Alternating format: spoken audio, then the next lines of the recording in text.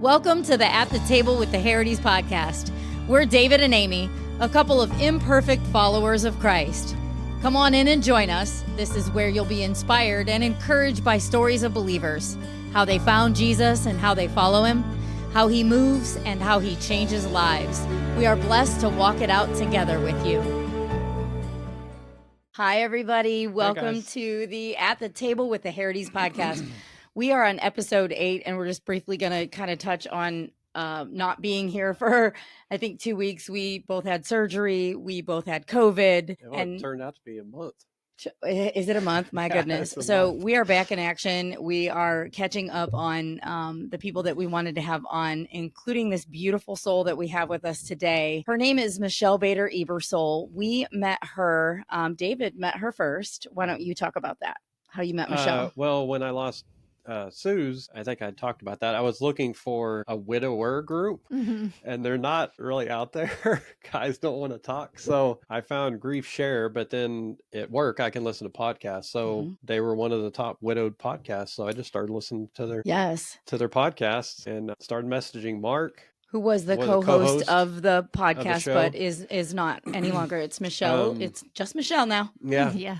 Just encouraging him. And then he had, I guess, mentioned to Michelle to get me on the podcast. So that was a year ago. Yeah. And you were on the podcast. And then just a little bit ago, we were on with you. Together. Yes. Yeah. And Michelle has been a blessing to us in so many ways. First and foremost, she's a sister in Christ. Secondly, she knows grief intimately. And she has a lot to offer for those who are going through grief, including books, her own podcast, her own nonprofit, her own class that you can take, which David and I are going to do. So she has a lot to share. And I think we'll get started by having you, Michelle, tell us how you were introduced to Jesus. All right. Well, thank you guys for having me on today. This is kind of opposite. I know, because I'm usually the one asking questions. We now have 150 episodes. So, gosh, that's amazing. You know, but it feels like the other day it was 8. So I get it. Like, it's just like, it goes pretty fast. And then you start, building this community, and it's such a fun thing to do. So it's a wealth of information too. I mean, the podcast is fantastic. Yeah. The Widowed Too Soon podcast. We're going to link all of that stuff. You can see it in the description. Everything will be there. Well, thank you. Well, I grew up in a Christian home, and my actual salvation story, I was like 3. So I do remember it. That's so awesome.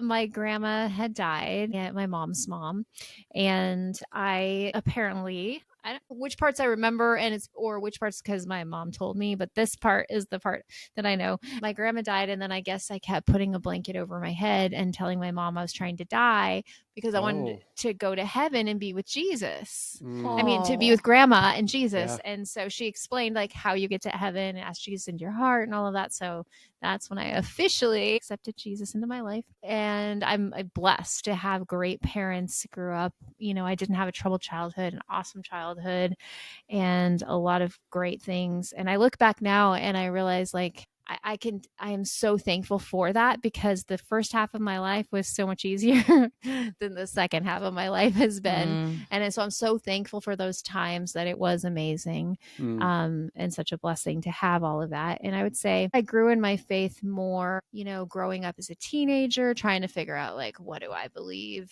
for me, not just my parents, which side note is kind of where my kids are at. Well, my oldest right now is at when they're just trying to figure it out. Like, this isn't my parents' faith. I want this to be my own faith, and figuring out like God has rules for a reason.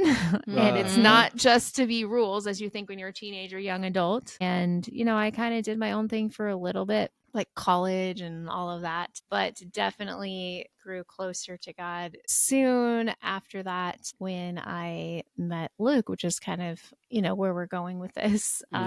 So if you want, I'll just go ahead and tell you a little bit about that, because it weaves in with the story of my salvation. So Luke and I went to high school together. And I started the school there. I was a freshman. He was a sophomore. And it's not a close school. It's a private school. So we both had to like drive to get there. Like I lived probably 30 minutes from there. So it's totally God that we met. So we were at Portland Christian was the name of it. And we were friends in high school. We took home ec together. In fact, we have like funny pictures of us in the yearbook from home ec. We've got the flower babies, back in the day. Awesome. Do the flower babies. And I remember in home ec talking to him about all my boy trouble. And he would just listen to me, and like he was just a friend. I had a couple friends who dated him, but I was never interested for whatever reason. And I know the reason. It's God's timing. It wasn't the right time for us to be together. And he even wrote in my yearbook, which I showed my kids. And so Rommel's my maiden name. And it was like, Rommel, hope you can find a guy someday to keep a handle on you. Oh, and it was like cute. Like little awesome. did he know it was going to be him. And so anyways, that's kind of like our high school journey. Oh, he saved me from a bad date. So it was supposed to be a double date. And my good friend Carrie was going with him, which is funny because she was in our wedding. And but anyways, and I was supposed to be with one of his friends, but his friend made up this whole story about his house got robbed and he couldn't go because he didn't want to meet my dad. It's a whole thing. Anyways, long story short, he rescued me from that date and ended up taking me and my friend to wherever we needed to go. So that was kind of our background. And he dated another one of my friends, but it was a small school and everybody knew each other, but we never dated. So fast forward, I go away to, which this is an important part of my later story. I go to Longview, Texas for college to LeTourneau University because they had elementary education. They had just added it. It was mostly aviation and engineering. My brother was there for engineering, and parents wanted me to be close to my brother so he could watch me and make sure I didn't get into trouble, whatever. Didn't really work. So I went to LeTourneau University, and which is even crazier when you connect all the dots. So my grandpa had originally heard R.G. LeTourneau, the founder of LeTourneau, speak in Washington, and he always wanted to go to school there. He never got to. My dad always wanted to go to school there. He never got to. And then my brother was the first to go there, and then I went too. So this is all important for later in my story. So I went to college. I was dating someone most of that time for 3 years. He was dating someone for 3 years. We both had broken up with those relationships at the same time. I came back home, moved back home, and home is Washington State. Yes, correct? sorry. Yes. No, that's my fault. I forgot to say that. Yes, and his home was Portland, Oregon, like right across the river, though, very close. And we ran into each other through mutual friends, and it was just kind of like this crazy connection right away. He was kind of a player for a little bit, to be honest. I've told the kids stories about that. Like he would be like, "I'll call you," and then like he'd never call. This was before texting, and it was this whole thing until finally, about 3 months after first running into him, he said that he knew it could be serious with me, so he wasn't ready, but now he was ready, and we went on our first date, August 23rd of 2002. We went to see the movie Born Identity with Matt Damon, and then we were like together because he knew it could be serious. And 3 months later, he asked me to marry him. And he just like knew, and I knew that this was it. Like I was ready. Let's see, when we got engaged, he was 24 and I was 23, and I was ready to get married. And he was from my same area. Like it was great. And so then we got married 1 day short of a year from our first date. So August 22nd, 2003. And it was this beautiful, beautiful storybook wedding. There's this mansion here, is Queen Anne Victoria Mansion, what it's called. And it's decorated with like white Christmas lights. And when I was 14, I went there and I said, I'm going to get married there someday. And I did. 10 years later. And it was just an absolutely beautiful, perfect wedding. I mean, it was gorgeous. And we started our life together. So the time we got married, we were 24 and 25. And he had in his ankle, he had a lump, and he had already gone to the doctor once. They didn't really look much at it, and they were like, it's tendonitis, go home, you're fine. And it kept getting worse. And I was still in a totally different mindset. Like I didn't think any sickness, could touch us. I wasn't even there. Like life is so different now. But I was 24, never experienced anybody close to me having sickness or any, definitely distant family members. And he went to the doctor again. So then we got married, and then he went to the doctor again. And this time he had a story he would tell about how he went, like they x-rayed it and he could hear them in the other room. And they're like, how old is he? Like, what is it? And like they were whispering, and they're like, okay, we need to do a biopsy because this lump had grown pretty big. But I still I mean, no, cancer did not even enter my mind. Like Yeah. I was like, you're Mhm. fine. Like he'd never Mhm. been sick other than ear infections, like ever. And he was a mail carrier and he had a walking Mhm. route Okay. and he really enjoyed that, but it was starting to hurt really bad with this big lump in his ankle. And so it was like, yeah, January after we got married, they finally did the biopsy and they called us and told it was a very rare bone cancer called Wow. mesenchymal chondrosarcoma. So sarcoma, bone cancer. Yeah. And they had no idea how to treat it. It was usually found in young kids. And so they were like, we're just going to do this protocol that we do with them. We're just going to throw Wow. all this chemo. And he started, I mean, so first of all, we were devastated, like just hearing Yeah. news Sure. about cancer. Oh, and Yeah. something I forgot to mention that about a couple months, it was like Thanksgiving time, a couple months before we found out about the cancer, we found out we were pregnant with our first son. Wow. And super exciting. It was totally God's timing because it gave us something to focus on during Mhm. all Yeah. of this. And also Luke would tell me, like, if I would have known about the cancer, I wouldn't have married you because I wouldn't put you through that. Oh. And I'm like, I'm so glad you didn't Yeah. because I'm glad we were, we built this life together. So we were pregnant with our first, found out about the cancer and then started the chemo, and it would be in the hospital 5 nights in a row, 24/7, him getting the chemo. Mhm. And I would stay with him. There's no reason I wouldn't. I didn't have kids at home. Like I would go and stay with him. Mhm. And we were known as the pregnant cancer couple pretty much. Yeah. Jeez. The ones that just got married, he lost all his hair, just, all the chemo stuff. But he was such a light for Jesus. Like he was always reading his Bible. This is back before the Bible app, right? So he's actually Mhm. got his Bible out. He's always like being positive and talking to the nurses and, sharing with them. And then after a few months of chemo, they checked it again and they said it has not shrunk. So now you have a choice. We can cut out the tumor, but there's a higher chance that the cancer will come back, or we can Yeah. amputate your leg. And with the first surgery, the option that he'd have to wear a special boot his whole life, or we can amputate your leg and then you can get a prosthetic leg and be more active, and we have a higher chance of it not coming back. Mhm. So through a lot of prayer and tears, we decided to do the amputation. He's like, I'm gonna live for Hayden, I'm gonna live for our son, and I want the biggest chance of having, a full life. So we're going to do it. And it was a very, very hard choice. I mean, he was like Mr. Yeah. Athlete. Like he was so good at baseball, especially. Like he was very, very active. And so this was a life change for him. So he went ahead, let's see, what year was that? May 7th, 2004. He had his leg amputated, his right leg, 2 inches below his knee. And I remember like walking in and just watching him walk, realizing it was like the last time he'd be walking, on his leg. But I tried to change it into my mind. No, this is the last day of cancer. We're getting rid of the cancer. Like, Yeah. let's do this. Let's get rid of it. And Mhm. they did the surgery and it was very difficult. He had more pain that first night than most of his life. That pain was so intense. He got what's called phantom pain, where your nerves feel like they're still firing. So he would have phantom pain, feeling like his foot was being burned, like it was being crushed. He had all these different ones. He would tell me what they'd feel like, and it was so painful. And I just remember like it was so difficult. I remember when they wheeled him away to surgery and I just kind of like fell down in the hall, and I'm very pregnant at that time. 7 months pregnant. And I remember just like rubbing my belly and going, Daddy's going to be okay. Daddy's going to be okay. And then a nurse coming up to me and like, do you have somebody here for you? I'm like, yeah. We had a whole room full from our church and family and everything out in the waiting room. But just, it was a lot to handle as a new wife. We always talked about like, what do people say is hard about marriage their first year? Like we went through cancer and amputation and pregnancy and a newborn. Like At what? the same time, yeah.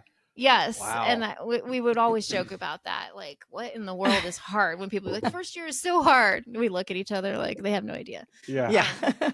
because we actually spent more nights in hospitals than a hotel our first year of marriage, like, spending so much time. So he had the amputation, and we did consider that his cancer-free day for a long day. Like that's, every year on that year we would celebrate. It's like, oh, we made it another year. So May 7th was our date, and it was hard. He learned to walk again, but through lots of tears and pain. And I gave birth on July 7th, and he was by my side on crutches. He didn't have his prosthetic leg yet, but he was holding my hand while he's on the crutches. And it was just we have pictures of it. It was very sweet and precious. And, it was a beautiful day. It was a very hard labor.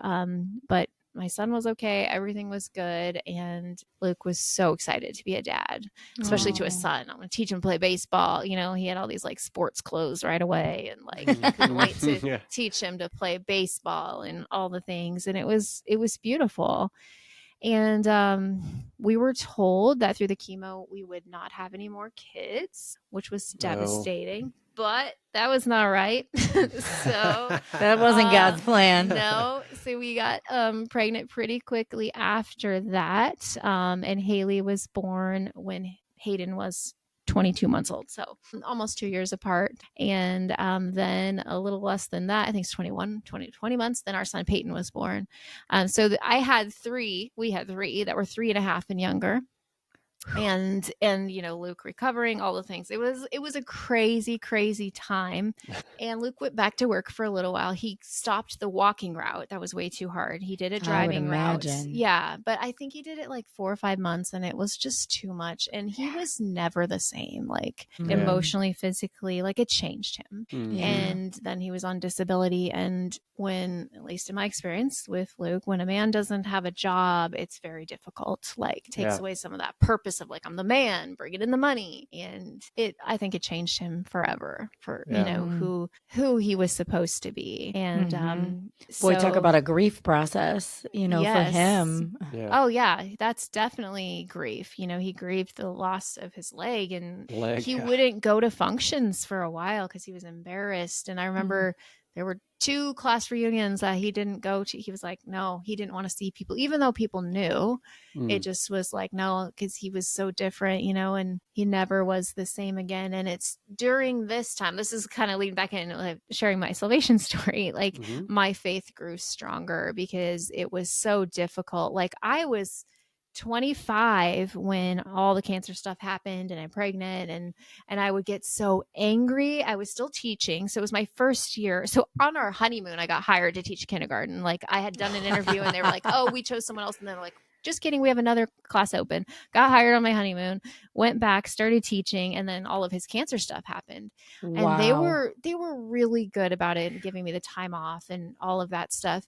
But I remember watching like just other people at school, other teachers or parents come in with their little kids and be like, why am I the one going through this? Like I went through a big anger phase, and looking back now, I'm like, I was so young too. Like, sure. I look at like 24, 25-year-olds now as like kids. So, oh my goodness. Yes. At that time I was all I knew. And it was just, I went through an angry phase, and I went through like, this isn't fair, but I got through it. And I finally got to a place where this is what I say all the time now and teach my kids. If God allowed it, I can accept it. I'll say that again. If God allowed it, I can accept it. Doesn't mean I like it. He didn't make it happen. There's sin in the world, and that's why we have all the sickness and all of this stuff. But he didn't cause it, but he allowed it for some reason. Yeah. And that was a big thing that I've said a million times. Like, if he allowed it, I can accept it. So, we went on, kids growing up, Luke's at home on disability. It was a very hard time in my life. And I don't, even on my podcast, I don't talk a lot about how hard it was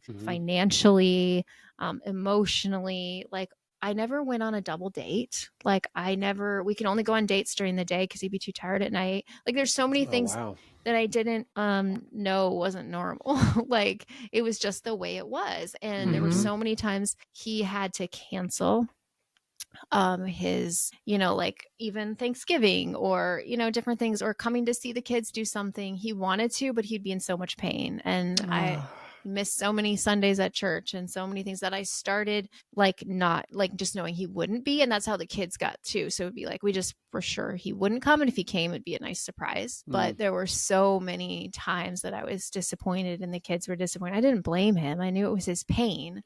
Because he was, not only was it cancer, he went on to have so many other problems. One of the biggest ones, he had cirrhosis of the liver, and he didn't like to talk about it because normally it's from like alcoholics, but they said his was started from his chemo. And that's why, because it just killed his liver. And then he did drink for a little bit, and I didn't know for a while. And so he ended up one time, just like he turned yellow and he was bleeding, and he had, anyways, 3 times we had to take the ambulance within a couple months.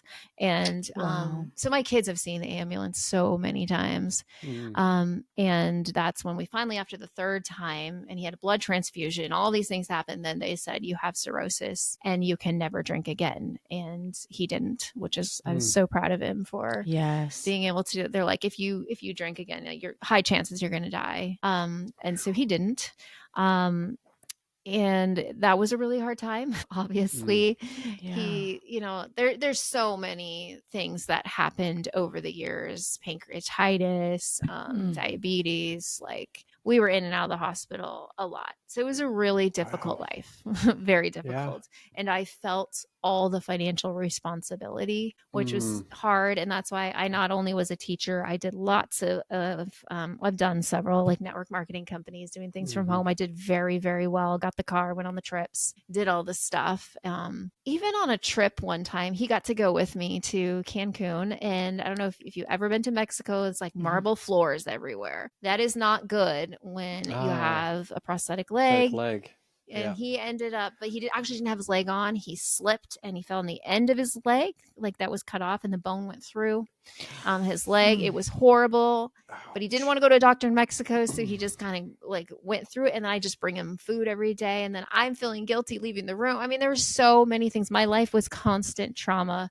Like I haven't even thought about all this stuff in a long time. And I don't go into depths about this on my podcast. And it was a really hard life. Like I would never want to go back to how difficult it was. Would I want to go back to Luke? Yes. But all the difficulties that surrounded it. And I don't get into a lot of detail, on my podcast, but there's just a lot of emotional things that were hard for my kids. And Luke was never the same again after his amputation. He didn't get to be who he wanted to be because of all the pain. So all that stuff, this is like in a nutshell, there's so much.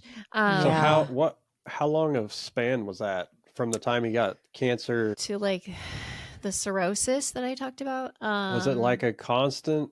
It was pretty constant. Or like, I mean, there'd be like sometimes stages where he'd be better, but the chemo killed his immune system. So he'd literally get every little sickness coming along too. But probably that was like maybe like 8 years between the cancer and the cirrhosis, probably. And there were lots of other little things. Just up and down. The entire. So we were married 17 years and he was sick 16 and a half out of 17 years. Wow. So it was just a totally different life than I have now. And it was really, really, really difficult. So fast forward to about 13 years after his first cancer diagnosis, we went on a family trip to this cabin in the woods and we were having a great time. And so we were playing baseball, which he would like to, do as much as he could. And he hit the ball, but then he ended up falling. Like he did too much momentum. He fell down and he felt like his, what he thought was his liver, because he'd had liver issues, like hurting, like after he fell, he's like, something's not off. So when we got back, he went to the doctor and they did a scan. And they scanned the liver, but they scanned a little bit up and they saw his lungs. And it's actually his lungs where they found a tumor. And it wasn't his liver. His liver was fine. But then also he had miraculously recovered from cirrhosis with no damage, which was amazing. It was a total miracle. Praise to say that. Yeah. After that scare. So they see these tumors on his lungs. And I remember the day that I came home and he's like, we would get the scan results sometimes a lot before we would get a call. We get like with Kaiser, you could go and look at it. And he could tell, he could read. I mean, we learned how to read things and he's like, it's back. And I was like, what? No, like it had been 13 years. So after 10 years, you think you're good. Like, Yeah. what?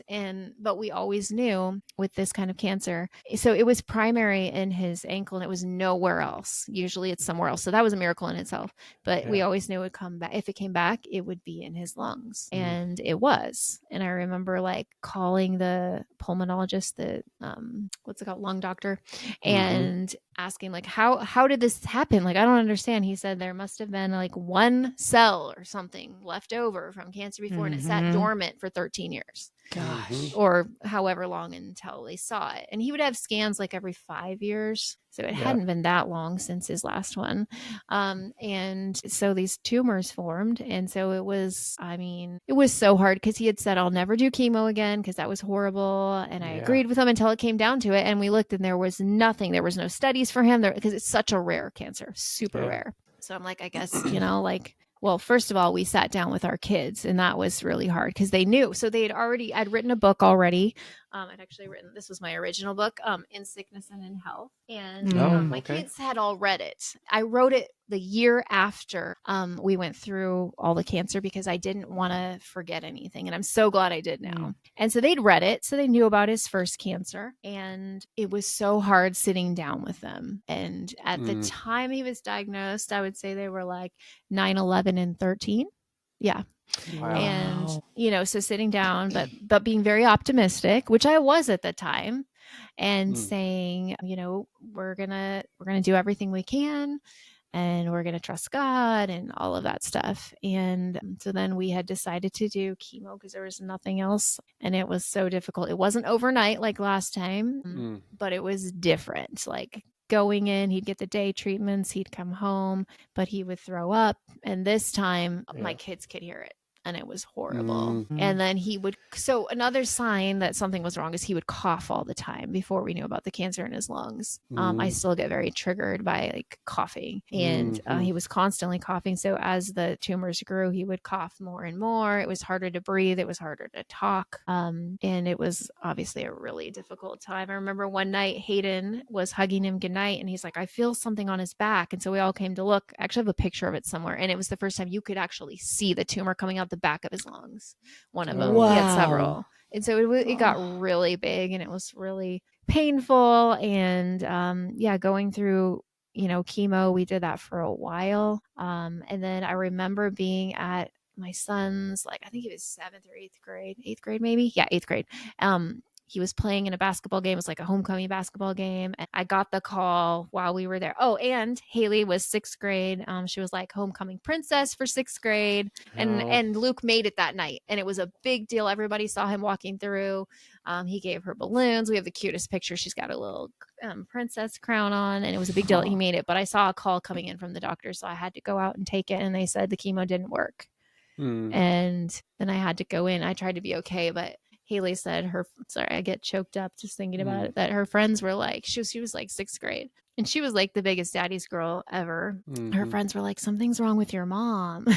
She looks like she's been crying. And so then I had to explain it. So Luke ended up just like going straight home. He didn't feel good. I took the kids home and told them on the way home it didn't work, but we're going to see what else we can do. And always keeping a positive attitude, but yet keeping them in reality. Like, we don't know if God's going to heal him here or in heaven, but he will be healed. And I actually had this lady reach out to me, and this is one of my biggest pet peeves when people do this. I didn't know her. She was a friend of a friend. And she said, you have to tell your kids that he's going to be healed no matter what.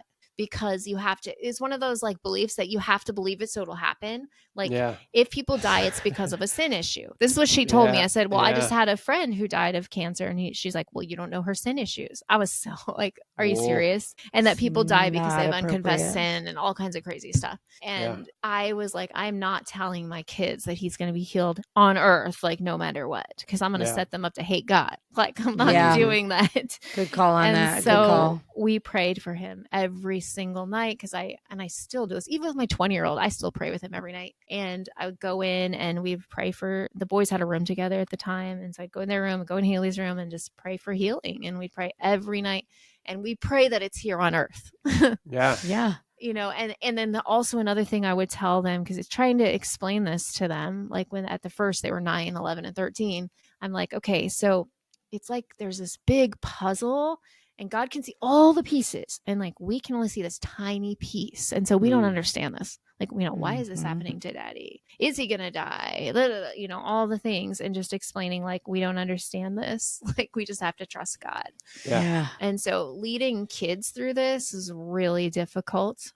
As this was a long drawn out process of actually about 3.5 years from the second cancer diagnosis to the end. And things just got progressively worse. And so we were on palliative care for a while, where it's comfort care, but you still go to them. And then eventually it was getting harder and harder to get to appointments, and he would miss them because he didn't feel good. I finally was like, can we do hospice? It does not mean you're going to die. It means you're going to get VIP care. They're going to come to you. Yeah. We don't have to go wait in line for medications. Like, so finally, it actually took 2 times. Like, we had him come out once and he was like, no, I don't want this. And then again. And I said, the worst that happens is, the best that happens is you graduate. After 6 months, they reevaluate you, you graduate out, and we don't have to do hospice anymore. But the thing about hospice, you cannot do any more scans. So we just had to, release that. I remember the day. So before all of that, before hospice, the doctor called me. I remember I was in the Walmart parking lot about to go get jeans for Peyton for a program or something.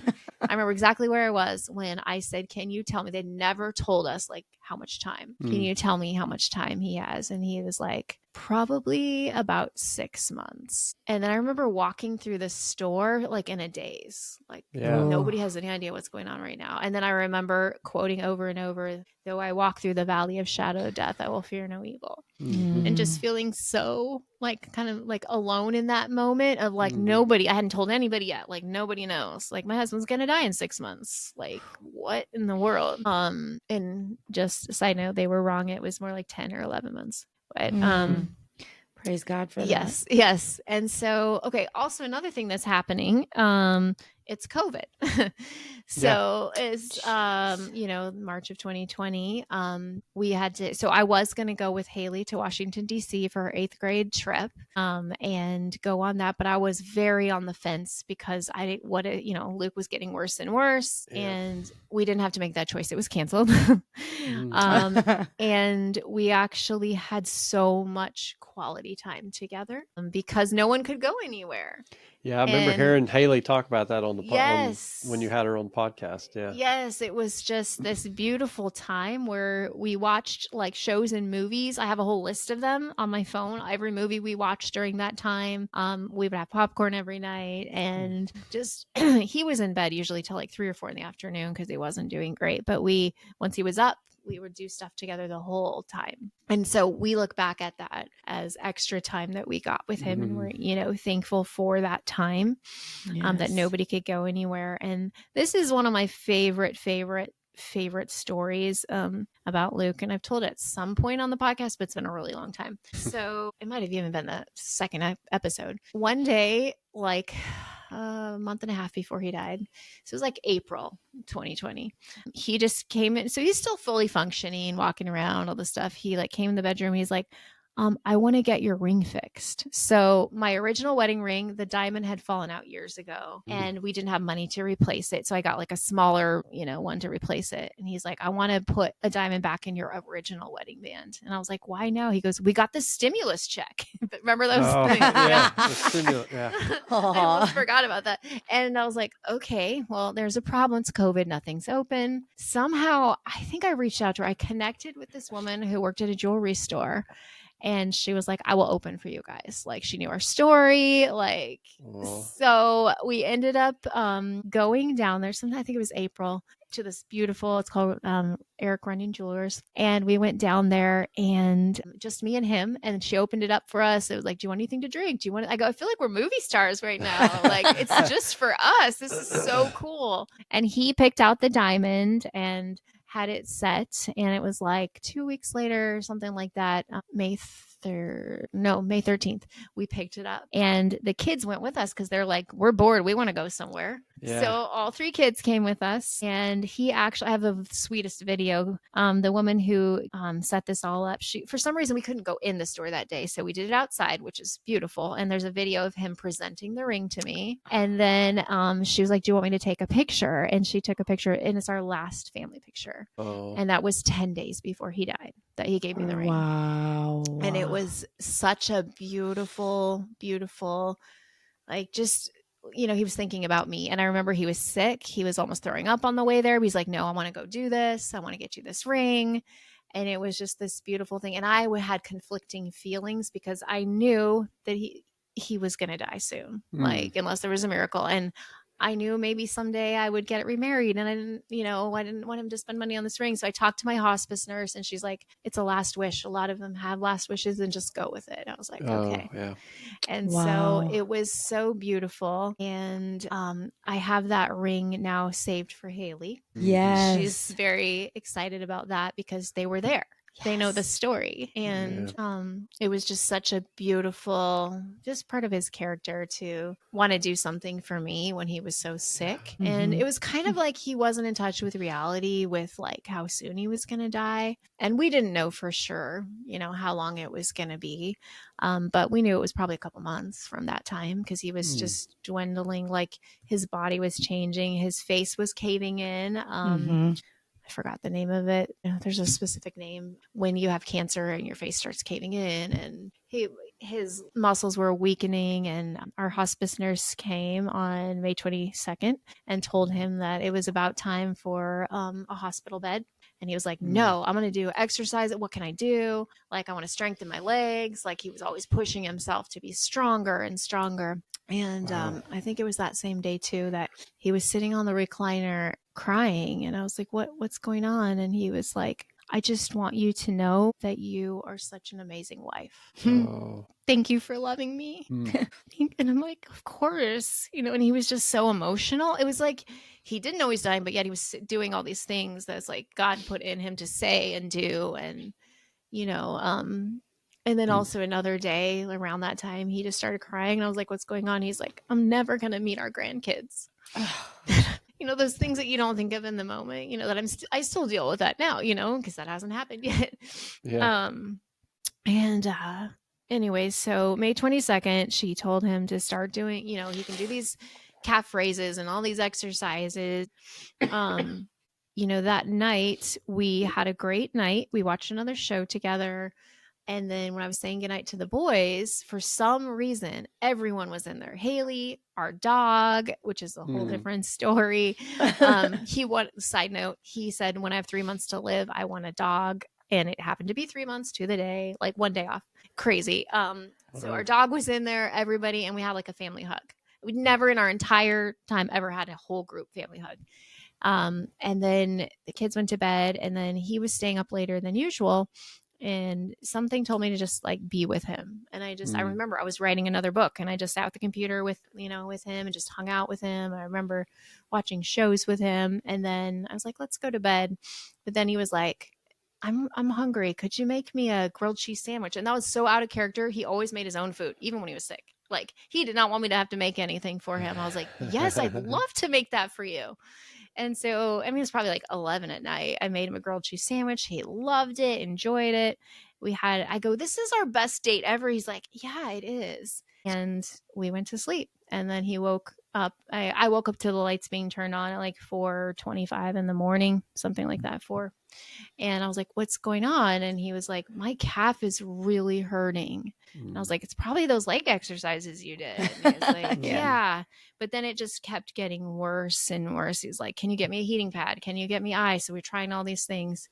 And then all of a sudden he was like not breathing very well. And he was like, "Get me my chill pill." So he had lorazepam, and he would call it his chill pill to help him relax. And I was like, okay, give me a chill pill. So I get it for him. And then he's like getting really bad. I'm like, I'm calling the hospice nurse. And our hospice nurse was not on duty, but I talked to somebody else, and I was just explaining what was going on. And they're like, "Okay, we had oxygen too. They put the oxygen on him." I'm like, I don't understand what's happening. And he was having a hard time breathing. And then Luke said that wasn't fun.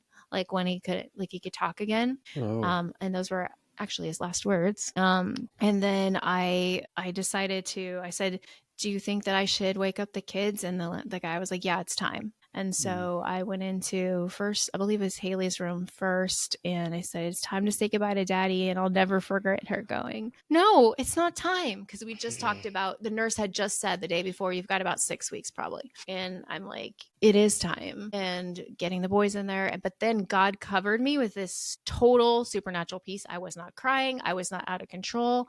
I was directing the kids, like, he can hear you, talk to him. And, you know, they were able to talk to him. I was able to call his mom, and his mom got there before he died, my parents. And it was like this peace that passes all understanding that God gave me. Like, I was totally fine in directing everything. I was talking to him. I remember saying, hey, you're going to meet my grandparents today. You're going to hear, well done, my good and faithful servant. I was just so peaceful, which probably is what like the kids needed and he needed from me. Yeah.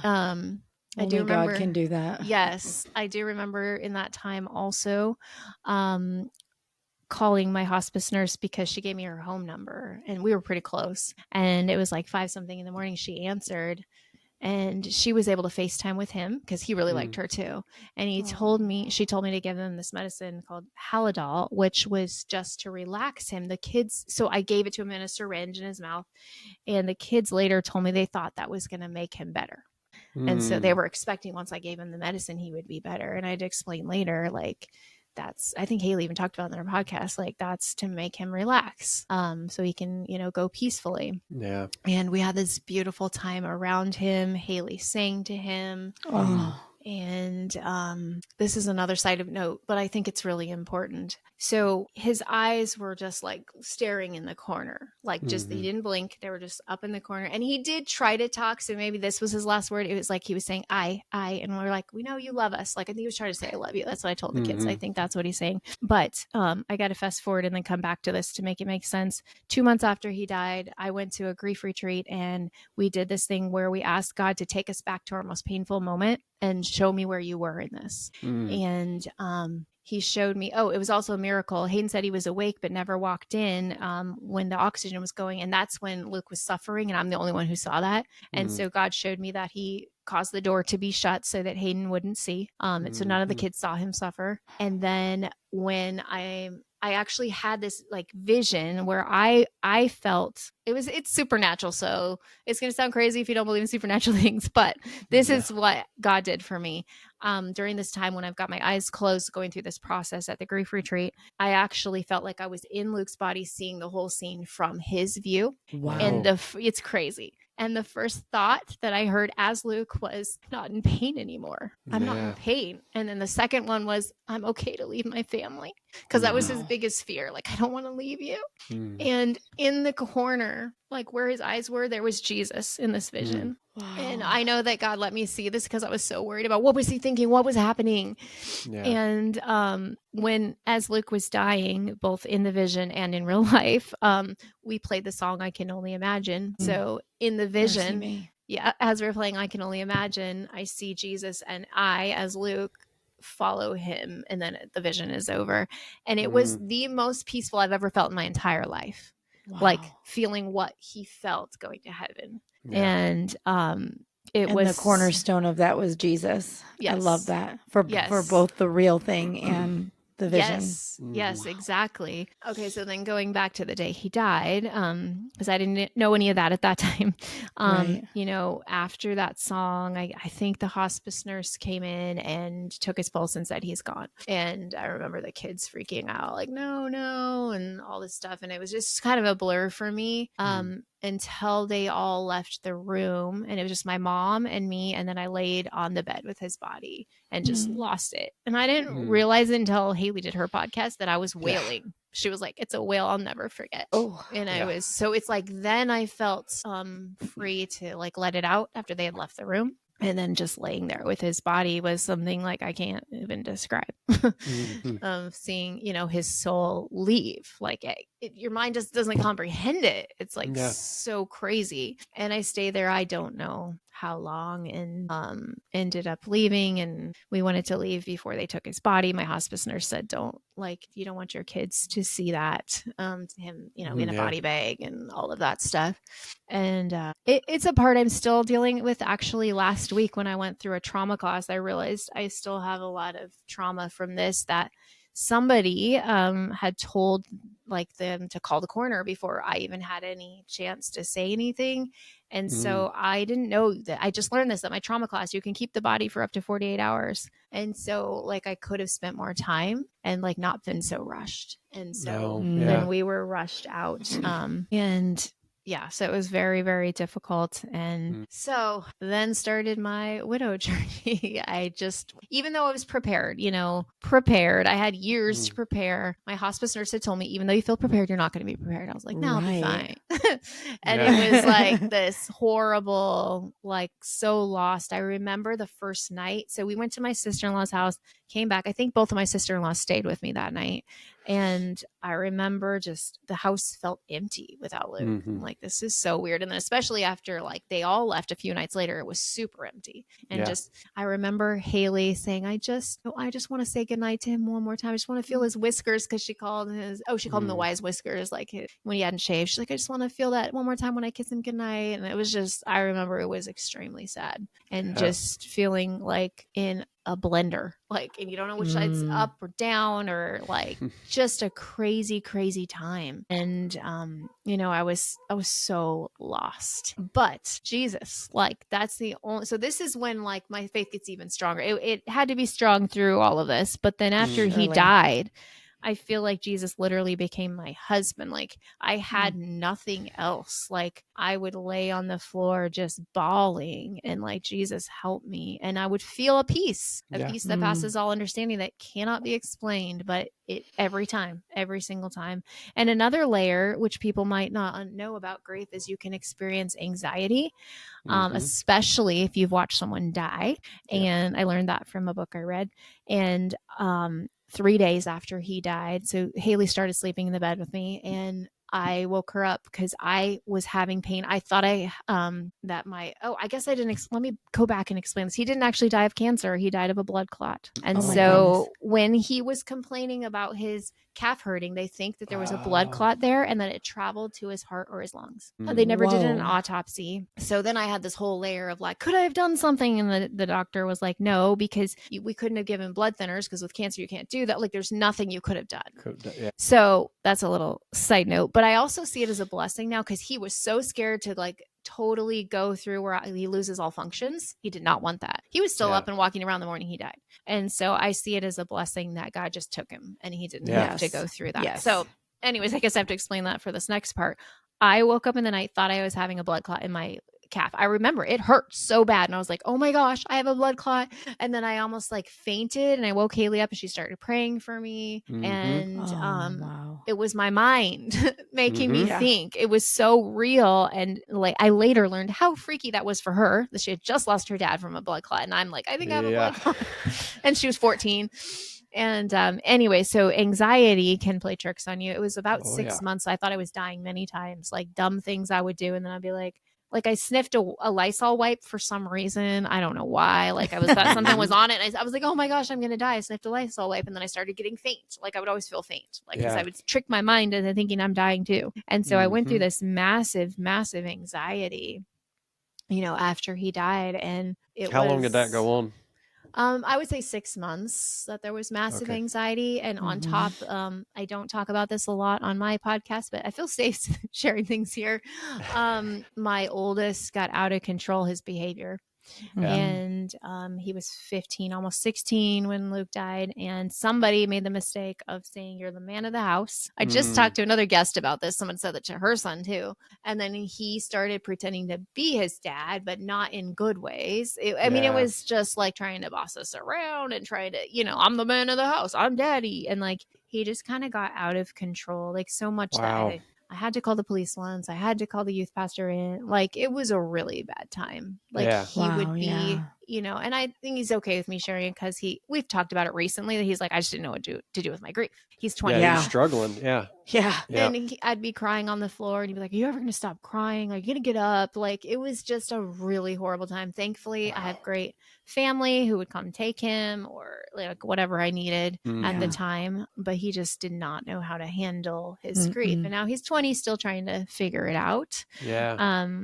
But that was like such a hard time in my life. Like, I would never wish that on anybody those first few weeks and months. Like, I didn't know what was up, what was down, who am I? I remember the first time it was like I was filling out some paperwork and it was like married, divorced, widow, blah, blah. I'm like, okay, widow. And then it was like, date your marriage ended. And I was like, oh, I didn't think about my marriage ending. I guess the day he died.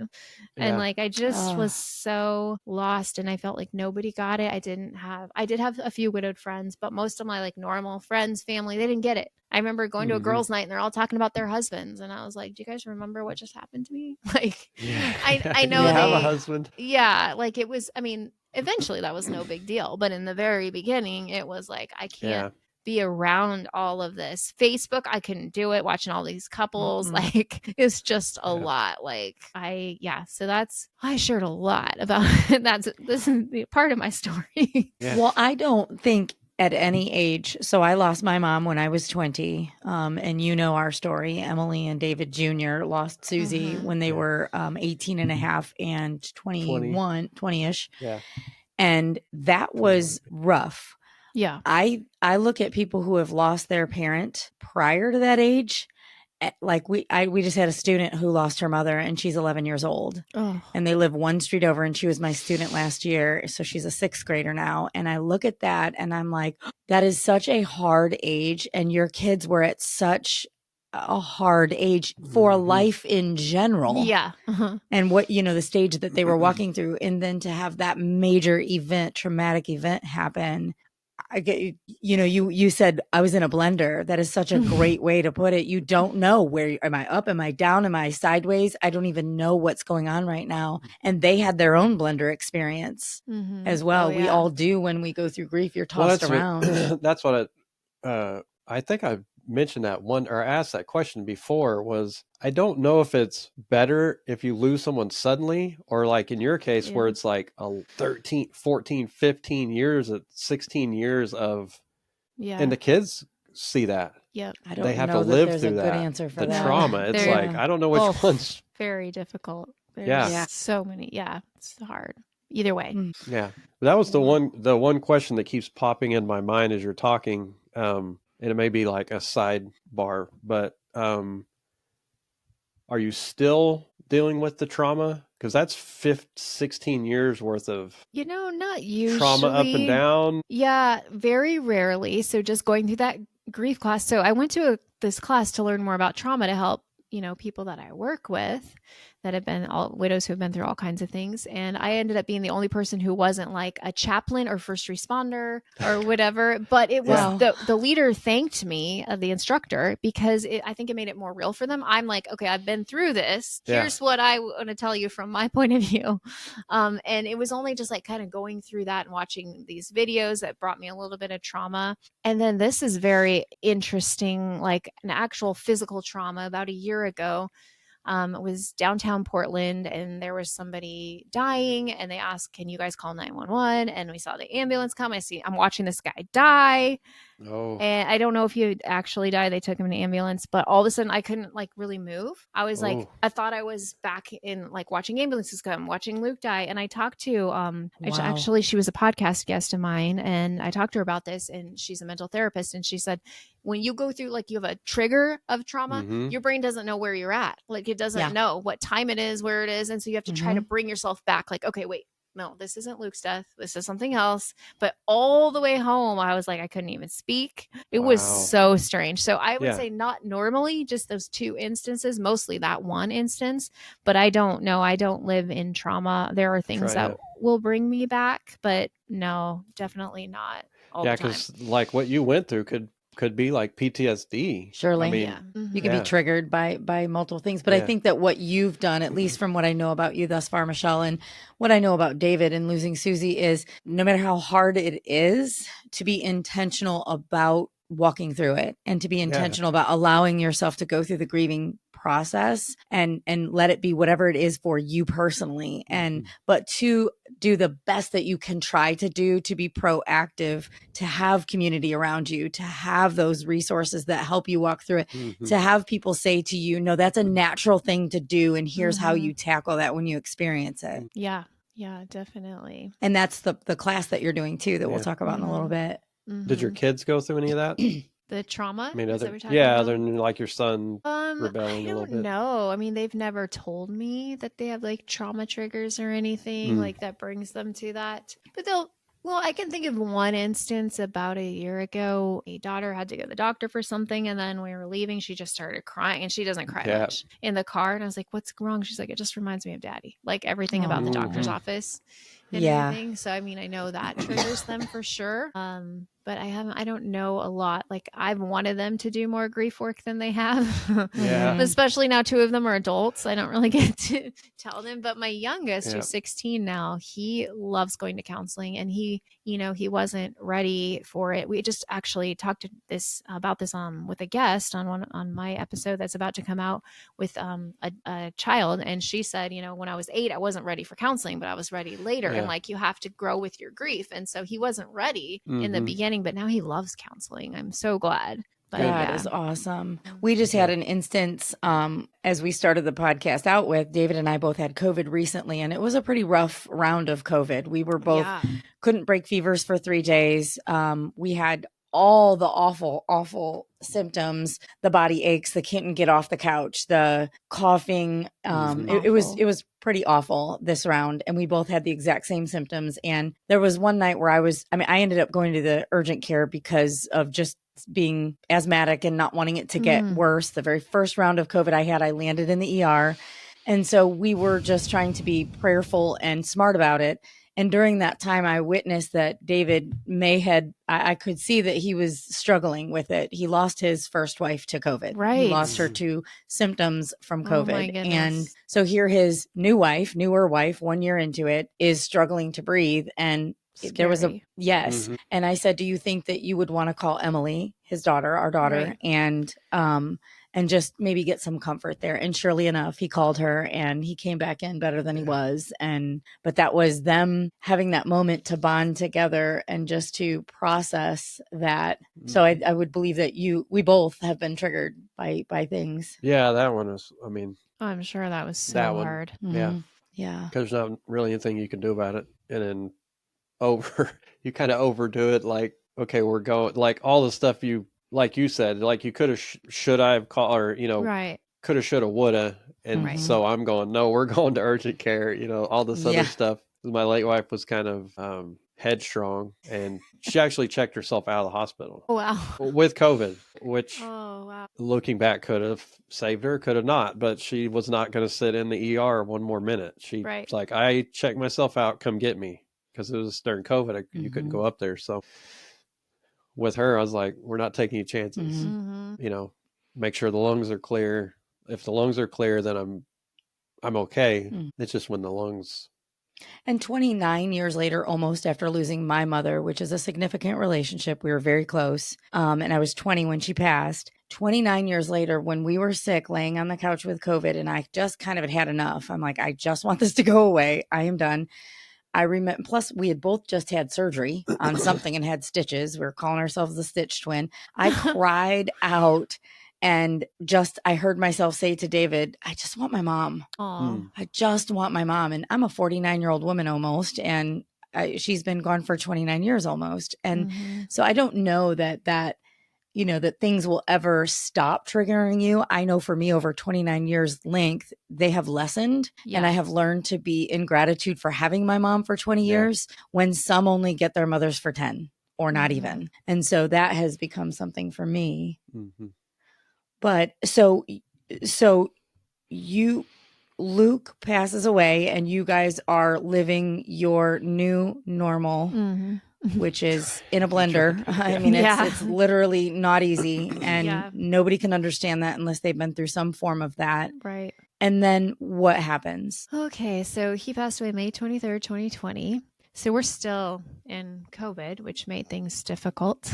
Yeah. For his, we had 2 services for him. So the graveside service so he was cremated and then we buried the urn, and only 10 people could come. My own brothers had to be in their cars watching on live stream. Like, it was just ridiculous. So that was so That's difficult, crazy. right? Yeah. So that was like 3 weeks after he died, we did that. But thankfully in August, when things were clearing up a little bit, I mean, it's still kind of crazy in Washington. Like, my church wouldn't do it. Nobody would do it. I wanted a big celebration of life, but at the grief retreat I mentioned, they said I could do it there. And so it was beautiful. It's in the Columbia Gorge, like overlooking the water. And I mean, it was beautiful, and it ended up being a beautiful day. And they just had to have people sign stuff, but nobody had to wear masks or do anything. And we had, I think, like 250 or 300 people. And so that was beautiful. Wow. But we're still in COVID. So it's a really weird time anyways. Yeah. Just you can't go a lot of places. It's still, Washington was locked down for a while. But the kids did go back to school that fall, but they had to do, all the masks and all the things, but at least they got to be around people. But they felt like, and Haley talks about this on her podcast, like people didn't even acknowledge it. COVID was the biggest thing people talked about. Like, they forgot, that their dad died. And, I just, I knew I wanted to heal as quickly as possible. And I had been through what's called anticipatory grief, when it's coming. Yeah. So I feel like I had already worked through things. I already knew there was a couple things I already knew. I knew I was going to move because I wanted to live closer to my parents. So I only lived like 15, 20 minutes, but they all lived out in the country where I grew up. Like, my brothers, everybody lived a mile from each other. And I was like, I want to live there. So I actually moved at 11 months after he died. And I bought it before then because we had to have it built. But I knew I wanted to. It wasn't like a quick decision.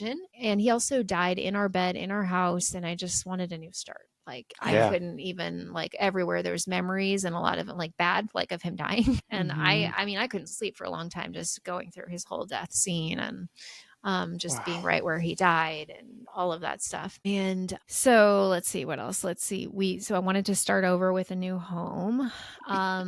I had to get, like, I didn't have a regular job. Like, I was tutoring when he died so that I could be flexible schedule, but I didn't have a regular teaching job. And I had to humble myself and my teaching certificate had expired, to become a paraeducator, which is a lot different than a teacher. And it was a very humbling time to do a job that I'd never done before, and making very little money compared to what teachers make. I had my master's degree in education, and I'm changing diapers and doing all this stuff, which I'm so thankful for the people that do that. But it was a whole humbling time in my life. Like, I had to do that in order to get my house. I had to have a steady income and stuff. Yes.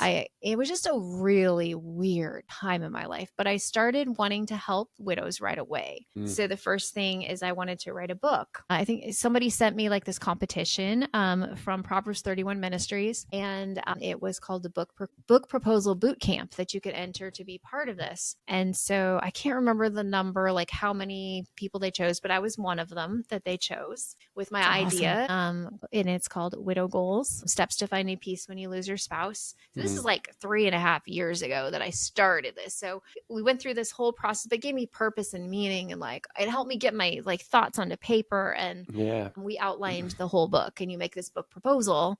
And I didn't get chosen to have my book published at that time, which I'm still working on.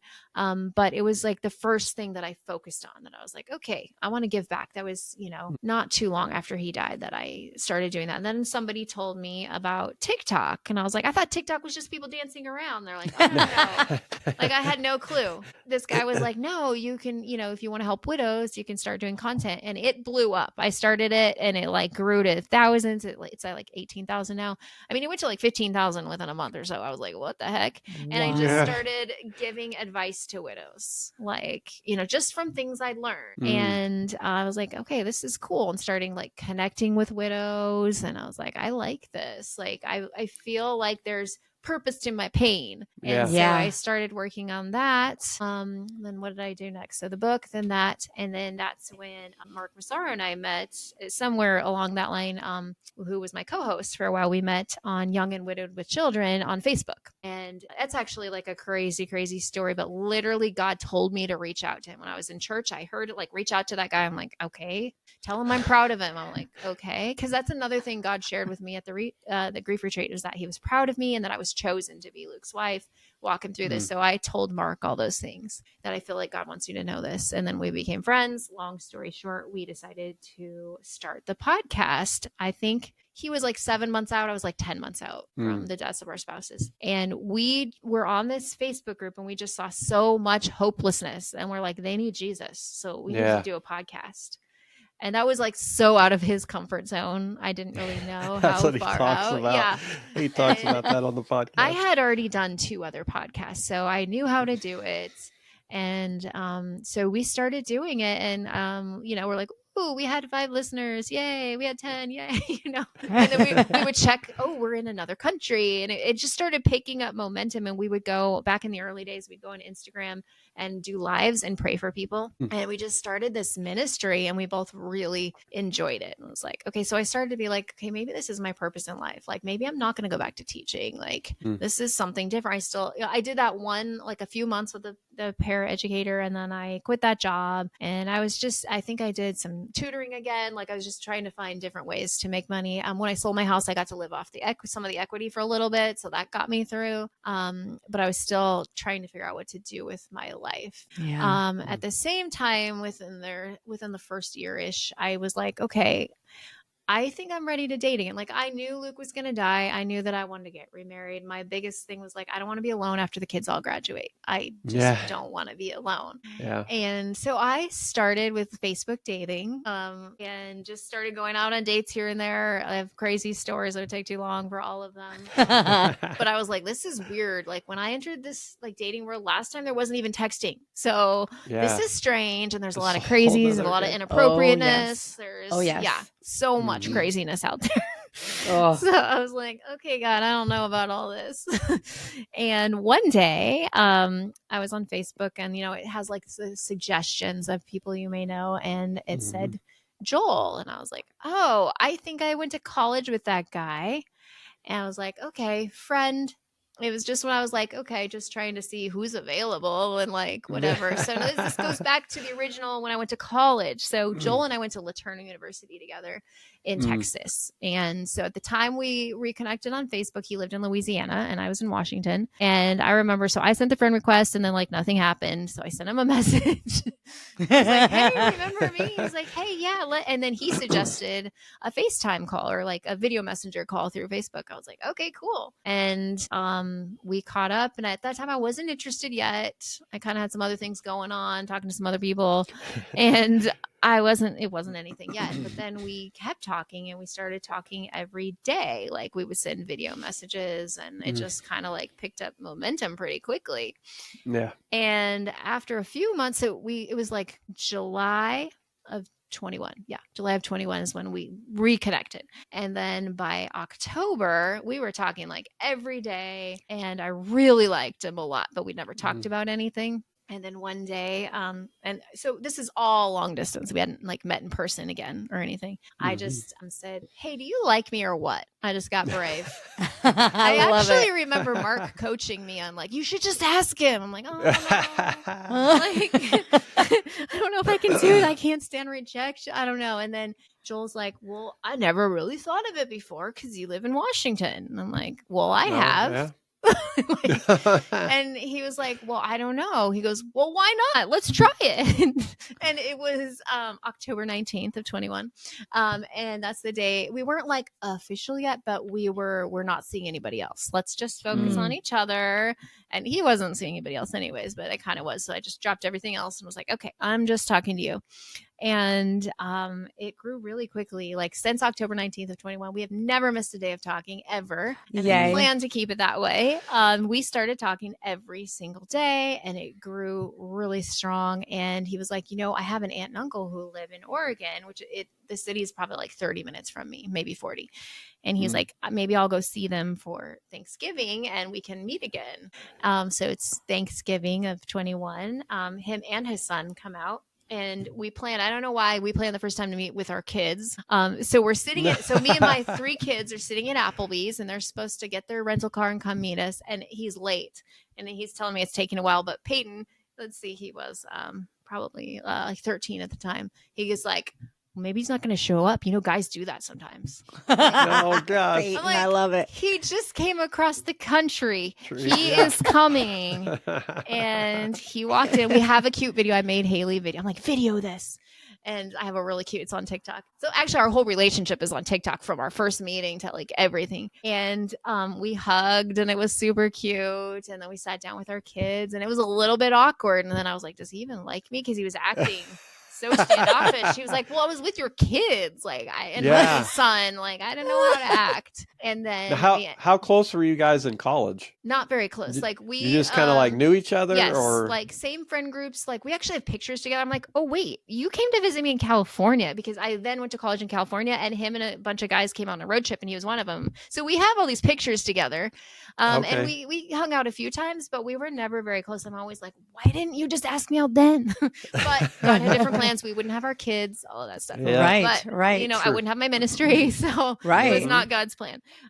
So that night we ended up like the kids were somewhere else, and then just the 2 of us went out. And I'll never forget, in the car, he was like, I love you.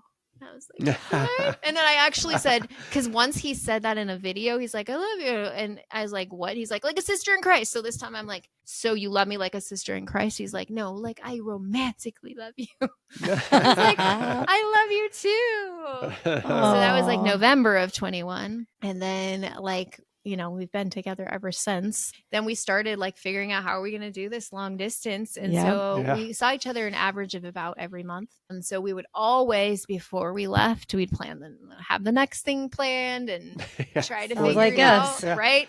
And then I was like, okay, I'll come to you in December. And then, we'd figure it out. And it's been quite the journey. I mean, lots and lots of obstacles.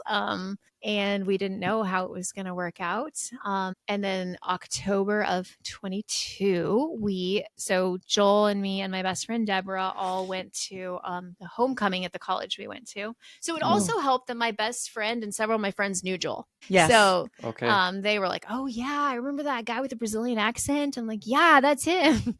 And so they knew him, which was helpful. So the 3 of us had gone to the homecoming, and I knew he was going to propose to me. I just didn't know when.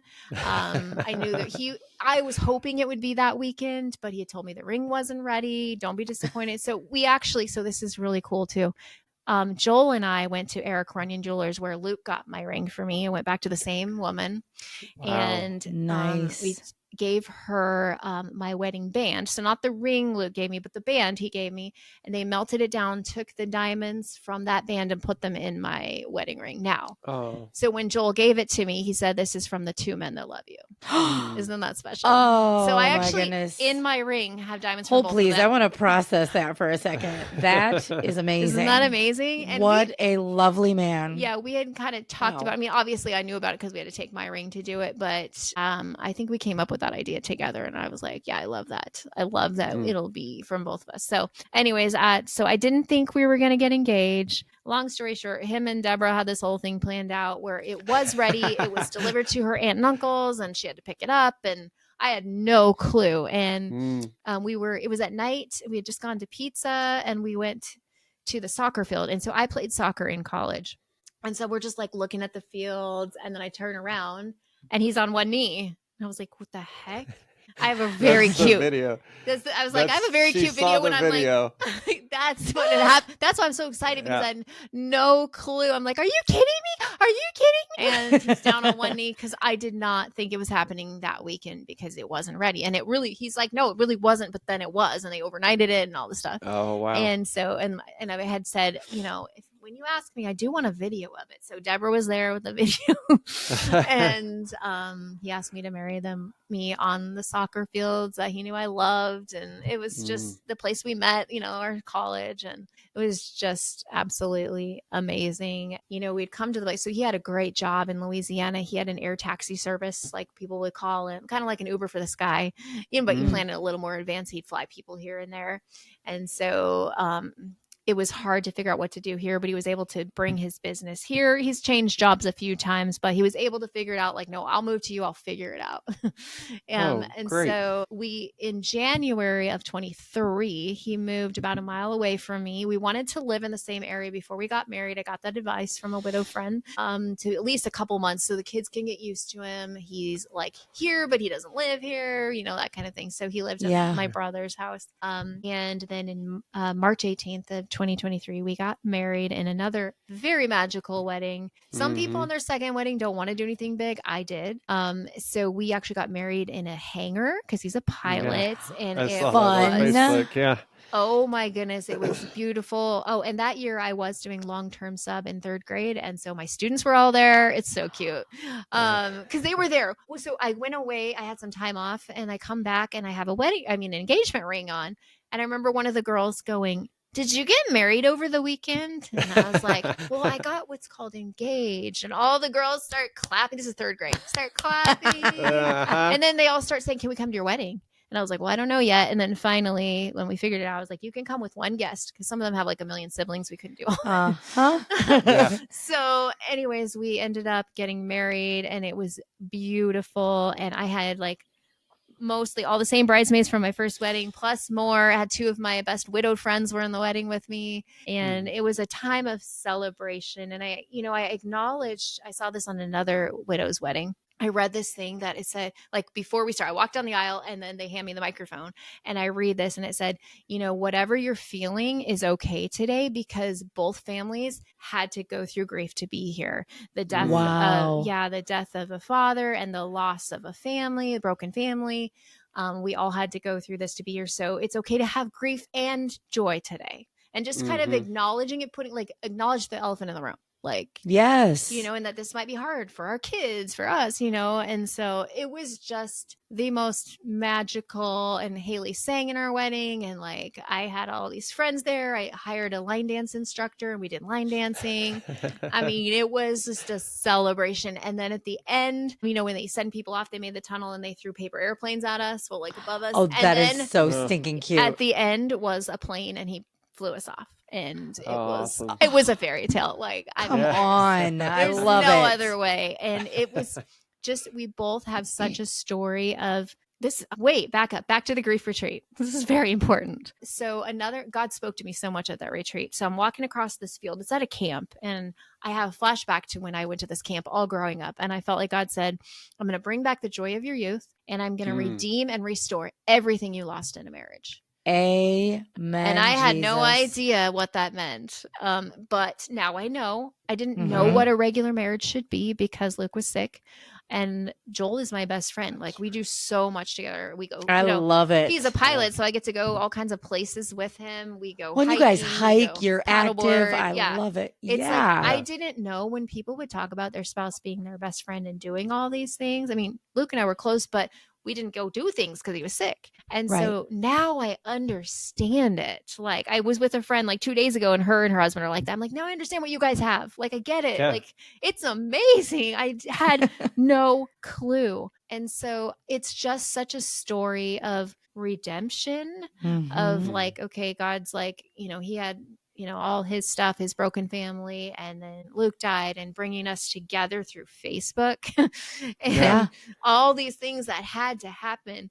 Like, even like if my grandpa hadn't wanted to go to Laterno, I would have never met Joel. Like, there's so many things. He's in the details. All the details that are like, whoa, like, if I wouldn't have done this wouldn't have happened. And, and so we've been married about a year and a half. Blending families, can be challenging, but I love that he is there. Like, he never tries to be the kid's dad, but he helps with the dad roles. Like, he was there when we moved Haley into college and helped like move all the stuff and was like helping the other dad put together stuff, and like the roommate's dad. And, he helped my younger two kids learn how to drive, and especially parallel park, that I don't like doing.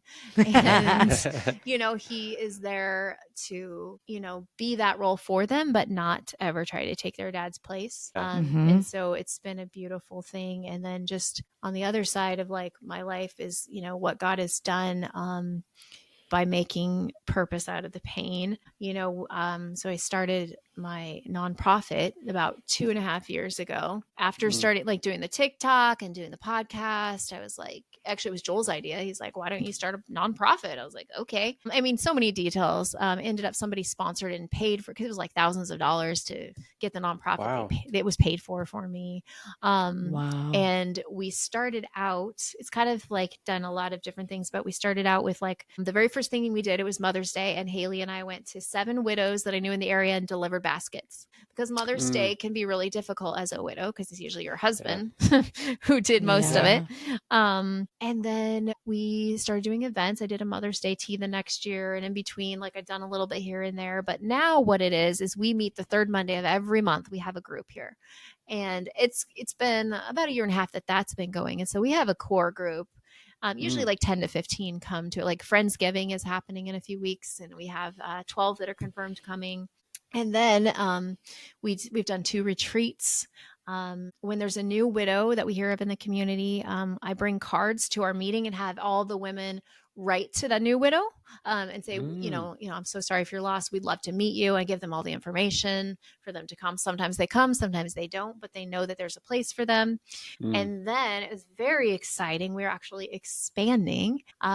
So 5 of the women that I've gotten to know really well have said that they want to step up and start groups in their area. They just didn't know how to do it. And so I helped them by creating the Facebook groups for them, telling them step by step, do a welcome video, do this is how you do it. And now this within the next, like in November, they're launching all those. So November and December are all these groups launching. And then in January, I'm going to put out applications for people to apply if they want to be a leader in their area, and interview them, make sure they're a good fit with our mission. So Widow Goals tagline is widows helping widows not only survive, but thrive. That's so awesome. Yes. And so I've got plans to eventually bring income back to widows with some things I'm going to do. And along with that, I decided to become a grief recovery specialist. So I was looking at, a couple years into my journey, I'm looking at, becoming, like going back to school and getting a degree in grief counseling and all that, but it was going to be a lot of money and a lot of time. And I was told about grief recovery. And so I went through the program, and I found out I myself had a lot more to unpack than I thought. I had been through years of grief counseling and all the things, but there was still more that I wanted to say to Luke, because you actually, you graph out your whole life, every loss you've had, and then you pick one of those losses and you graph out that, and then you do a letter to that person. And I felt a lot of relief after going through that. So the first year that I did that, I took about 40 people through that and just saw so much change in them. And I was like, I love this. This is what I love doing. And so that's one of the big things that we do. And Widow Goals, my nonprofit, provides scholarships for widows. So I never want there to be, and when I say widows, I mean widows or widowers. I never want there to be a reason that somebody can't afford it. So sometimes we have more funding than others. It just kind of depends. Like I have them fill out a form, and then I see how much money is available and just kind of pray about it and pick a number, and we go with it until we find something that works for both people. The podcast has expanded to like 80 some countries. I've had people, Awesome. yeah, it's crazy, recently contact me from South Africa, Ireland, Egypt. Like it's crazy. Like it's just crazy to see. Yes. God. And then our Widow Too Soon community has blown up like crazy, like 12 or 1300 in the last week. Just people finding it's something about the Facebook algorithm, because now everybody's seeing it, wanting to join it. And I just Yeah. feel like I'm right on the edge of something really big happening. And at the same Mm-hmm. time, I'm working on that book that I talked about. I've actually had Harvest House look at it. They took it to their pub board, which is a very big deal to get to that stage where they're voting Oh, on it. wow. But they said not at this time, but to contact them again in 6 months. And so if I don't do that, I'll self-publish it, which I've done that a lot. I also have 3 other books. I brought them to show you. Yes, Yeah. thank you. Yes. So, I talked a little bit about my first book, In Sickness and Health. I wrote it right away. Well, I Mm-hmm. realized that I needed to like rewrite it when Luke was sick. So I rewrote it. It's called Cancer Can't Crush Us. Oh. A journey through strength, love, and faith. And I changed the last couple chapters to talk about Luke's sickness. And I actually need to go back and talk about his death, which I haven't done yet, but I have that one. And then I think before Luke died, I was like, every day I would pray, God, bring me my manna for today. Like, just like the Israelites needed just what they needed for today. If they collected too much, it would rot. If they, they needed exactly the right amount. So I created this book called My Manna for Today, a journal on recording God's faithfulness. And it's just basically a place to put, what I have little. Oh, it's like a journal. Yeah. So on the top, I have little ways that God gave me manna because I used to write it down every day. What's the manna for today? And so I just put some of those in there, and then it's a journal. And I love then it. I decided to write a fiction book, and it's kind of based on my life, but different. So I had only written nonfiction, and then I was like, okay, I want to write this story. It's called Paralyzed Joy, and it's about a woman who gets to see 2 different versions of her life. One of them, her husband got in this car accident. He's paralyzed. The other one, he's not. And she gets to choose at the end, like which life she would choose. Because I was thinking about, would I choose this? Like, Luke having cancer, not having cancer. And spoiler alert, I'll just tell you, she ends up choosing the one where he was paralyzed because she actually got to go to heaven and see all the lives impacted by him. And she was like, yeah, I'd choose that one. And so I came to peace. And this was while Luke was dying. I was writing this. I came to peace with like, I would choose this because of the eternal impact that it has. And that like, I even see that way more now with what I'm doing. But I remember like sitting next to him writing it. And I'll read the dedication so it was done, but not published when he died. So then I wrote the dedication. This book is dedicated to my husband, Luke, in heaven. You fought until the very last moment to be with your family. I know this was not the life we planned when we said I do nearly 17 years ago, but the impact we've had is far greater than we can fathom. I know you have now received your miracle and you are healthy and whole and running with Jesus in heaven. Thank you for loving me all these years. I will love you always and forever. Michelle, that is so beautiful. Thanks. And I end up having all these scenes of heaven, and it was really good for me as he was dying to write this. And so that's a different one. It's much different. I actually don't I don't think I've ever talked about it on my podcast. But I think it's a pretty good story and helps people to just like see the different, like the impact that your life has. So anyways, we're gonna link all of these books, and we're also gonna link the podcast, and we're gonna link the nonprofit. We're gonna link all the things. A lot of links. I'll send them all to you. Yes, but you said you are currently writing a book. Yes. So that's the one I started 3 years ago, but I didn't finish. I'll tell you a little bit more about that. So it's Widow Goals: Steps to Finding Peace When You Lose Your Spouse, and it's 30 tangible goals that widows and widowers, really anybody going through grief could do. So the first one, it sounds really simple, but it's called get out of bed. And that can be really hard. And then we even have ways to apply that. We have reflection questions like, if you can't get out of bed, enlist a friend that's going to call you or knock on your door or whatever. Then there's a chapter called Don't Be Surprised by Anxiety. I go into that story about anxiety. Dating is not a 4-letter word.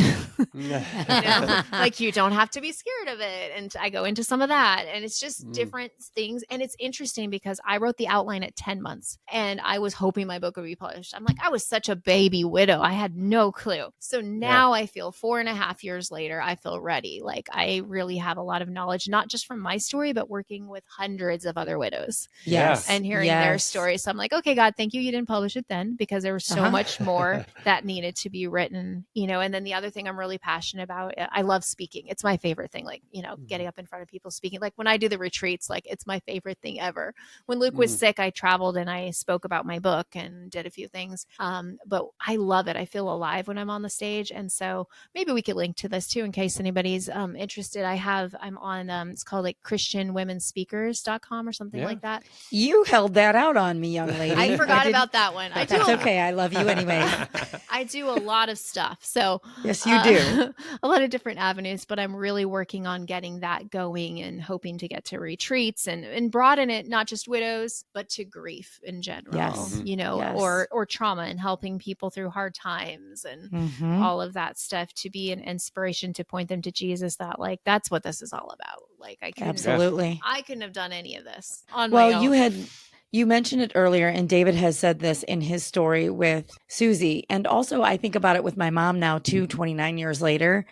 We don't know if we're going to be healed this side of heaven or not. We do know that we will be healed in heaven no matter what, that we'll be whole, and that we won't think about the pain and the suffering that was here on earth. And so we do know for sure that we're going to be healed and whole in heaven. Yes. We don't know that guarantee here on earth, but your story, David's story, and even the things I've been through have taught me that how we live today here on this side of heaven does matter, and it does affect our eternity, and it also affects other people's eternity. Look at I've written it down twice. There's purpose to my pain. God makes purpose out of the pain. And look at the story that he is weaving for you amidst the pain. Yeah. 16 years worth. Well, I mean, your whole life. Essentially. And look what you've done with it, or what he's allowed you to do with it. Yeah, he's paved the way for you. Yeah. And even more than that, like there's so much more, like to get a husband who, first of all, respects my love for Luke, lets us have pictures up, all the things like I know you do, and also supports my nonprofit. Like our first retreat was here in town. He's there, like unloading boxes, doing all the things, like being a support in all of it. Yes. I had the widows over a couple of weeks ago for this like craft day. He stopped and got all the food. He cleaned the house. Like he's like in this time, I'm not like making a lot of money at all in my life in a lot of things. And he's like, I don't care. Like I go to work so you don't have to. And I've been in charge of making money my whole adult life. So it's still, I'm actually like having a hard time accepting it. Yes. Yes. But he's like, familiar. I do this so you can do your ministry. So you can go to lunch with widows. So you can do this. So you can do grief recovery. So you can do all of your stuff. That's why I work. Joel, we love you. Yes, we love you, Joel. And like he's working he works as a project manager for my brother, like full time, but then he has 1 or 2 flights a week. Like right now it's night and he's off on a flight after work so that I can do what I do. It's amazing just how God put us together. And he's very mission focused. He was a missionary in Brazil for 7 years and like really likes to give back. He's the most generous person. Like we did spiritual gifts the other day at our church, and his was generosity, which I wasn't surprised by. Imagine so. Not surprised. He's always wanting to help other people. And so there's like, I couldn't do what I do without him, because he lifted the financial burden so that I can do these things that you don't necessarily make money from. So, right. Well, and in God's kingdom, it is the richest that you can be, is to serve his kids and love his kids well. So thank God that he places the people in our lives. To, I don't make a lot in Oklahoma as a teacher. In fact, I make almost half of what I did as when I was in Ohio. And that was a big adjustment for me. Right. Even insurance between the two states is so strange. And so David is like, no, we're not, we're a team. It's not about that. We do this together. And what a blessing that is, and a relief, because much like you, Michelle, I have always been the one that has made it happen in my own life from a very young age. And to know that there's real support there and real love there. And actually it's your helpmate. The Lord sent me my helpmate, and he sent your purpose partner. A purpose partner. Oh, I like that. That's good. One of the reasons I started Widow Goals is I went to every church in the area and there was nothing for widows. But yet widows are mentioned over 100 times in the Bible. God says to take care of the widows and orphans, but yet there's so few things for widows. And that's why I started. So my nonprofit itself is not a Christian organization because I want every single widow to feel welcome. But we all happen to be Christians, so we pray together.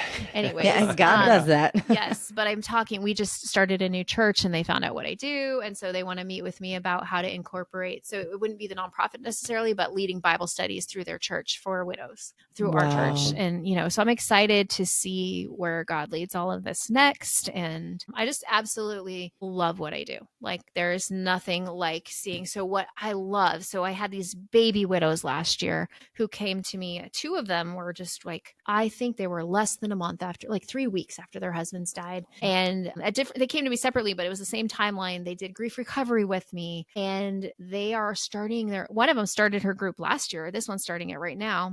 I think it's a year and a half since their husbands died. And now watching them lead other people, like it is the most amazing thing that I've ever seen, to watch them. Like they come to me crying and like, I need help. I can't function. And it's not grief recovery that heals them. It's a tool, but it's Jesus. Like that's what it is. And so you combine grief recovery with Jesus, and it's amazing to see what happens. And now, some of these widows are some of my best friends, and there's just like such a bond that comes with that. And where I'm feeling a lot of pressure right now is like, there's so many widows. How do I help them all? How do I help them all? You're equipping other widows to help them. Yes, and that's discipleship. What I'm seeing. I'm watching them this week. A lot of them are launching their first events, and I'm watching they have people RSVPing yes to their events, and I'm seeing this, and I'm like, yes, this is what I want to see. Is like it's not just me. I'm helping. Equip and empower them so that they can go out and help other people. One other thing, because you guys are doing the same thing, in the Bible, it talks about go into all the nations, proclaiming Jesus. I mean, that's not the exact words. You know what I'm talking about. But that used to mean you had to physically go there. But because of technology, podcast hosts, we are going to all the nations. Like, how crazy is that? Yes. We can do that from home. Yep. He's made a way. 80 nations your podcast is in now.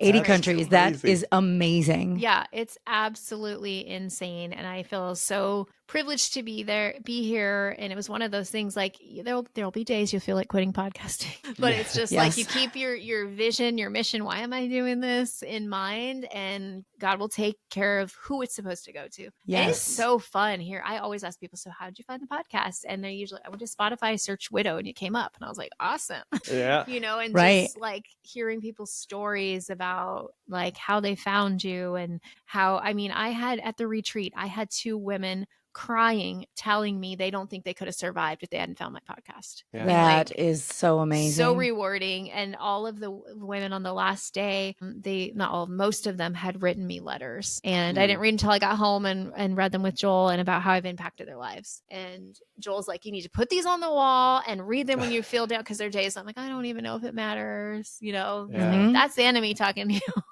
Yeah. Surely it is. Thank God he brought you a helpmate like Joel. Yes. And there was a time because, Mark went through his stroke, and then eventually, he's got to do other things right now. And so I was going to quit. So the podcast was going to be over a couple months ago, but I had this vision. It was totally God. All of a sudden this flashed in my head, and it was all these people with megaphones. And it was God's like, you're giving people a voice. And so I do mostly, I wasn't always doing, guest interviews, and now I do mostly guest interviews. And there's so many people that have been touched by those because they have a different story than I do. Yes. And it's touching so many more people. So it kind of gave me this like boost to keep going. And it's absolutely amazing. So that's a Michelle, lot of my story.